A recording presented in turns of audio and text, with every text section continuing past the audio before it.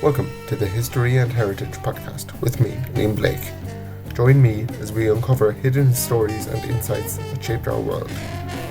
From mysteries to legacies, join us on this journey through time.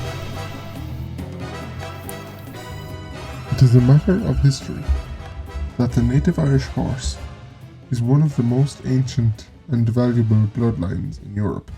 That was a quote from the historian Dr. William Revel in an article in the Irish Times newspaper in 2005. When we think of horses in Irish history, images of noble steeds on misty hills or charging war horses in the Táin might spring to mind. And for those of you who are not Irish, the Táin is the short name of the Táin Bó Cúailnge, which is a very famous Irish myth, and I can't get into it now, so I would advise look it up yourself. But I will, in the description, spell Táin Bó Cúailnge. We remember the Irish draft, big and bold in its harness, and the Connemara pony, nimble and proud in the show ring. But let's pull aside the velvet curtain of grandeur for a moment, and step into the soggy fields, the boggy trackways, shorelines of rural Kerry. Because there, doing work that kept real families going, not winning rosettes or titles, you'd often find a small, sturdy, unpretentious pony. A pony that didn't make the history books. Until now. This is the story of the Kerry Bog Pony. Small, yes. Stylish, not especially. But absolutely mighty in its own right. For centuries, this pony was a backbone of the survival in some of the toughest farming conditions in Ireland. Turf cutters' helpers, child's companions, and seaside haulier. It did it all. And, unlike many of its equine cousins, it did it without fuss or fanfare. The Kerry Bog Pony isn't a horse of empire or industry. It's a horse of people and place, and it survived against the odds. Let's start with what we know, and what we're rediscovering. The Kerry Bog Pony is native to southwest Ireland, particularly the Iveragh Peninsula in County, you guessed it, Kerry. It's believed to be descended from the small native ponies that once roamed much of Ireland, long before foreign breeds were introduced. These ancient Celtic ponies, similar in size and form to the Highland and Dartmoor ponies of Britain, were noted by even medieval chroniclers. In fact, when the Normans arrived in the 12th century, they found the Irish already had small, fast ponies used for riding, raiding, and, most importantly, for work. These ponies weren't stabled in barns. They grazed open land, including mountainous areas and marginal bogland. Their low weight, strong limbs, and natural agility made them ideally suited to places where wheeled carts couldn't go. And, unlike many larger breeds, they didn't need grain. Rough grazing was enough. Fast forward to the 18th and 19th centuries, and we see their role become more specialised in rural Kerry. With the emergence of turf cutting as a vital domestic industry, providing fuel for cooking and heating, local families depended on animals to help haul turf out of the bogs. This is where the Kerry Bog Pony earned its name and its keep. A typical Kerry homestead might keep one or two of these ponies. They'd be let loose into the hills or commons when not working, but when needed, they were the first into the bog and the last out. Creels, which are wicker baskets, would be slung over their backs, filled with sods of turf. The pony would then make its way unaided down narrow paths that no cart could navigate. Often the same pony would then bring milk to the creamery or seaweed to the potato drills the next morning.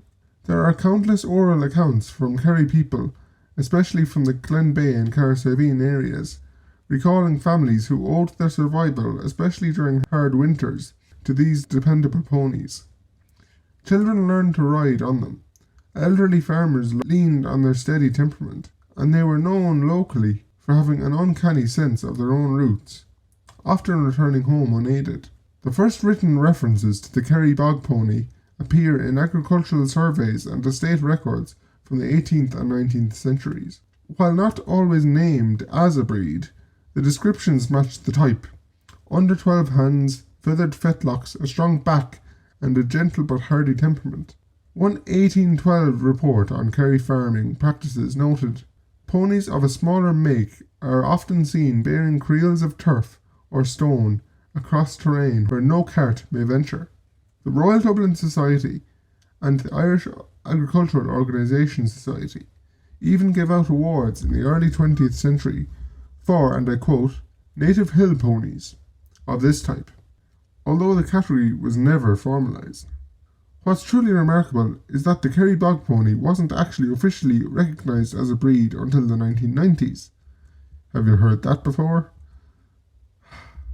For most of its existence, it was simply called a bog pony, mountain pony, or sometimes a hobby horse. It wasn't protected, promoted, or bred to a standard. It was simply passed down from father to son, neighbour to neighbour. Its bloodline survived through use, not prestige. By the 1960s, mechanisation was doing what centuries of hardship hadn't, replacing the pony. The spread of tractors and Land Rovers meant ponies were no longer essential. Side note, Land Rover, please don't sue me. Combined with rural depopulation and the enclosure of common lands, the population of traditional Kerry ponies dwindled rapidly. By the 1980s, most experts assumed they were extinct. Enter one man, John Mulvihill of Glenbeigh. A local man with a deep knowledge of the land and its animals, Mulvihill became convinced that some of the original types still survived, in isolated pockets, on small farms, and in backfields. He began collecting and measuring ponies that matched the old descriptions. With the help of Dr. Emmeline Hill from University College Dublin, he took DNA samples and proved that the type had distinct genetic traits from other breeds, including the Connemara. Mulvihill's passion caught on. By 1994, the Kerry Bog Pony was granted recognition as a native Irish breed by the Irish government. A stud book followed, and slowly, the breed once ignored began to take its place among Ireland's equine heritage. Today, the Kerry Bog Pony is still small. It's strong, sure-footed and calm. It comes in a variety of colours, including bay, black, chestnut and grey. It has a thick mane and tail, and this is important, it's feathered, but not excessively so. Overbreeding for looks, as we've seen with some continental horses, is discouraged. These ponies are now used in driving classes, therapy work, children's riding, and even light farm labour. In 2002, the Kerry Bog Pony Society was established to coordinate breeding, promotion and conservation efforts, and that means that it's actually younger than me even. With members across Ireland, the UK, Germany and the US, it remains small but enthusiastic. And let's not forget the Kerry Bog Pony Co-op in Killarney, where families, schools and visitors can meet the ponies up close and learn about their history.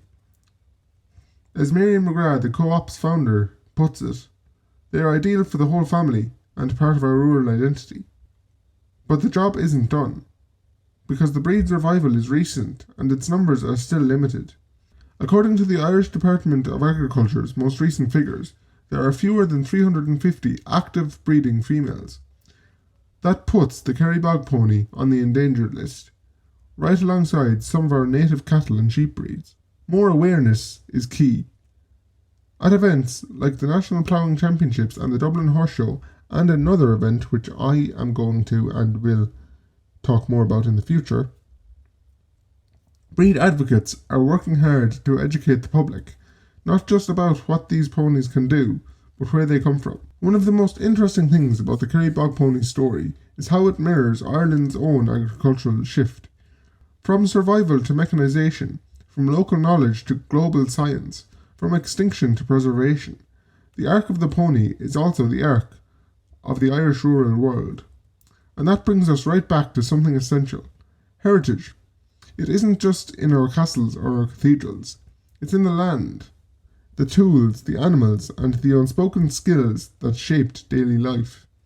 The Kerry Bog Pony isn't a relic, it's a remnant of a real life. A time when children learned to balance on a pony before they ever sat in a car seat. When turf came home in creels.